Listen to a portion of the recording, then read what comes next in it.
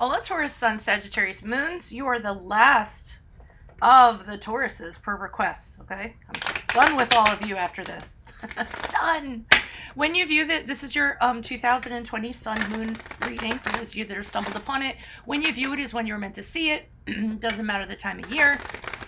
I'm doing these in order of requests in the comments, so if you have a request, post it up. You might not have it for Taurus, but you might have something if you're a cross watcher. While you're waiting for yours to get done, go check out my 2019 Sun Moon readings that are still in my playlist.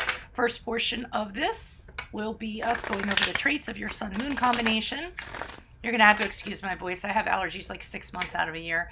Second portion of this, and I'll lay out the main cards. We'll take a quick look at your 2020. Second portion of this reading will be the link below to the Vimeo reading, where I'll have a deeper interpretation of your cards in addition to clarifiers. I'll be dividing the year up into 4 separate sectors. So let's see what's going on. I might do a little cough, so hold your ears. Just trying to clear my throat. I have my tea on standby in my Capricorn cup. Alrighty. Okay, let's go over your Sun Moon trait. So, you all have a hard time finding things that hold your interest for a long time. You're very indecisive, whether it comes to a career or relationship. You tend to get very bored, and then you'll leave for, better options. Doing this, though, is going to negatively impact your long-term goals and your accomplishments. The good thing about you, this combination, is 2 spring signs, so you always have a youthful appearance and a youthful kind of radiance about you. You do tend to make the same mistakes. You don't tend to learn from them. You always seem to have a quick, ready answer for anything, any kind of difficulty that seems to arise. You're pragmatic, energetic, you're logical, you're adaptable, and you're very witty. You're also very observant, okay? You are a natural-born detective, and you can see somebody who's fake like a mile away. Looking at the things that you've done in the past and learning from them is going to be a really good idea for you guys. Don't be ruled. Don't try to be impulsive. Don't go by, I want it this minute. That comes from your Sagittarius moon, especially when it comes to emotions.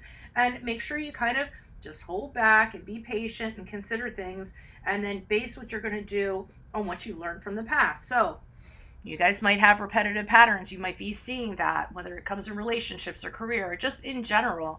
Look at your journey that you've done in your past. Do you fall into the same patterns? If so, assess them. And then when you're getting ready to approach something, then, stop yourself and say, okay, is this a pattern that I do? You get it, right? Oh my God, the coughing though, right? Let's see. You are expressive. You guys do not hold in your emotions, which is awesome. Repressing emotions is not a good thing. You, again, very good at detective work. Very good at analyzing things. You do really well in anything that was like technological, any kind of research, writing, publishing. The thing for you, though, is you probably have an array of things that you want to do, and it's really hard for you to narrow down exactly what you want to do or what direction you want to go in. You do tend to get a bit moody and temperamental, and when it comes to your relationships, that can come out, and you can have some fights, right? We'll call them power struggles is what we'll call them, okay? Let's see. Oh, you need to share your thoughts and emotions. You need to do it socially because communication is one of your outlets. That must come from Sagittarius. You're a little bit of a troublemaker. You tend to find fault. This comes from overanalyzing, so don't use that analytical ability to be judgy and think you're right in regards to judging somebody. I mean, it's okay to examine somebody, but if you're looking for perfect doesn't exist. You have faults in yourself just like other people do. You can be critical, and sometimes you're disenchanted from the faults that you find out. You are outgoing, and you do tend to have a really energetic nature that makes you very popular. Okay, so there's some stuff to work on. Learn from your past mistakes. Learn from your past. We're all working to be a better version of ourselves, right? The best version of ourselves, so we can. And if you're single, I often say working on being the best version of yourself, so you can attract the best version you deserve. Okay. So Holy Spirit, angels, divine guides, universe, please provide your truth, your wisdom, your clarity, your insight for Taurus, Sun, Sagittarius, Moons For the year 2020, what do you see? What do they need to know to reach your higher ground, become closer to the universe and closer to divine? Any messages that you have would be greatly appreciated for their greater good. Taurus, Sun, Sagittarius, Moons. Well, what do you see? Well, what do they need to know? What do you see for January, February, March? Taurus, Sun, Sagittarius, Moons, please. Okay, we had the Seven of Cups and the upright. Very typical of you there. If this resonates, consider personal reading. Send me an email. You might want to do it soon. My rates, or I'm going to raise my rates in January, on January 1st. So get in while you can. Seven of Wands in reverse for April, May, June. Okay. Also, ask me a question on Instant Go. Check me out on Facebook and Insta. Like, share, subscribe. Three of Pentacles in reverse for July, August, September. If you would like to donate, there is a link below. I love it when people toss me just a few pennies in support of me.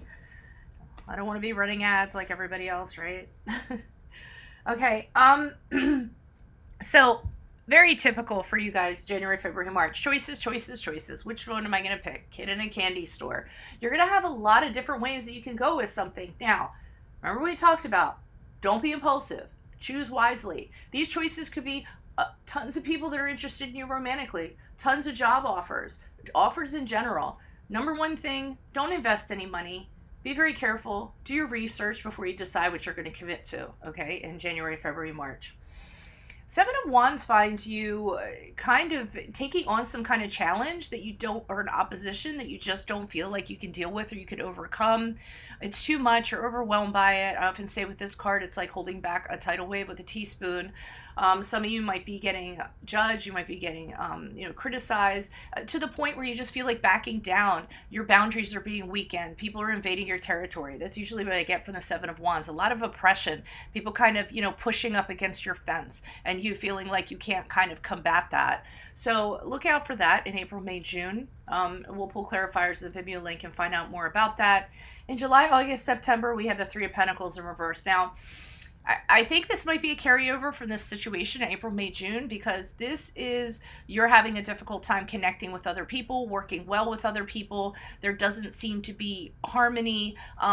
It's almost like you enter a room and people are just kind of looking at you like, oh, why are they here? You know what I mean? You might feel a little bit left out. Or that you don't fit in. It can also be a situation where you just don't feel like you're valued or people don't realize your worth. And it could have been, for some of you, this is a small percentage, whatever you stood up for here kind of does not make you popular with the masses, okay?